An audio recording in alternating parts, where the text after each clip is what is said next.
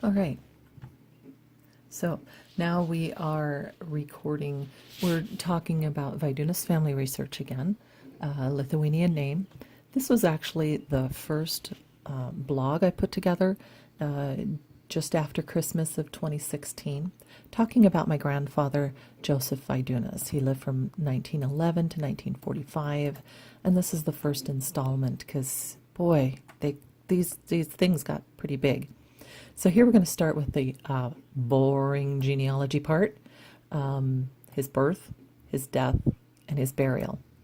In between the birth and the death is his story. Everybody has got a story, I believe. And so I want to share what I found and, sometimes even how I sniff out that story. So Joseph, my grandfather, was the fourth child out of 6 children born. He was a first-generation American. His mom and dad came from Lithuania. I don't have any photos of Augustus. That would be such a neat thing to have. Let me see. My dad remembers hearing that Augustus came from Lithuania, started out in Pittsburgh for a few years, and then sent for his wife and son, and they came over on a separate ship, and we'll get to that.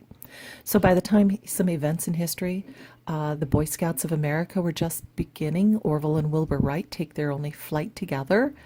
Immigration's at an all-time high, and the Indianapolis 500 starts. So that kind of puts it into history. Wizard of Oz was shown for the first time in 1910. So now you kind of have a glimpse of what the time frame was. This is a death certificate for August Vidunas. He was a miner in the coal mine. That was very, very common at the time. Born 1882. His father is listed here as Joseph Vidunas, Vedunas, Russia, Lithuania. At the time he was born, it was Lithuania that was overpowered by Russia. Everything had to be Russian. And his mother was Anna Palichnik. I don't know how to pronounce that. The informant was Mrs. August Vidunas, which was my grandmother Mary Sadowski. And this is the address they were at. We'll get to that in a bit. He died of lobar pneumonia. He also had cellulitis of the knee. He had the cellulitis of the knee for 23 days, and then he had pneumonia for 12 days. I heard from somebody, but I can't prove it, and I need to find it, that he had had a mining accident with an axe to the knee, which would have caused his cellulitis of the knee.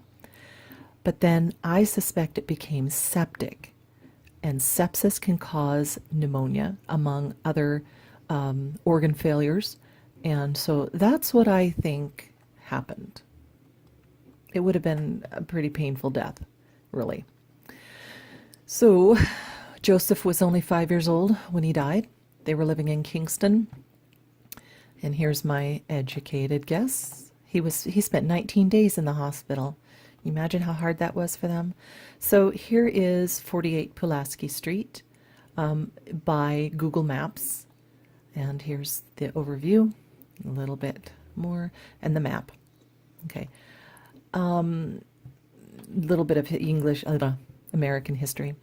This is the 1920 census where they were living at 71 Penn Street in Kingston. This is his first 9 years of his life. He was 8 and still in school with his sisters. The older boys did not attend school. Lewis was a laborer. John was a messenger boy for the Telegraph, which I think was a newspaper. Mary was listed not working, but boy, answer to that one. What was everyday life like for them? What kinds of food did they eat? Did they have any kind of childhood, or did they have to go to work in the coal mines at an early age? Well, that was really typical for coal mining communities. There's always something to research, isn't there? Gotta love genealogy. And here is my bibliography. I will put a post down below if you want to take a look at this blog and my others. Feel free to join. Give me a contact. Give me a, you can hardly see it. Give me a shout out at the contact me.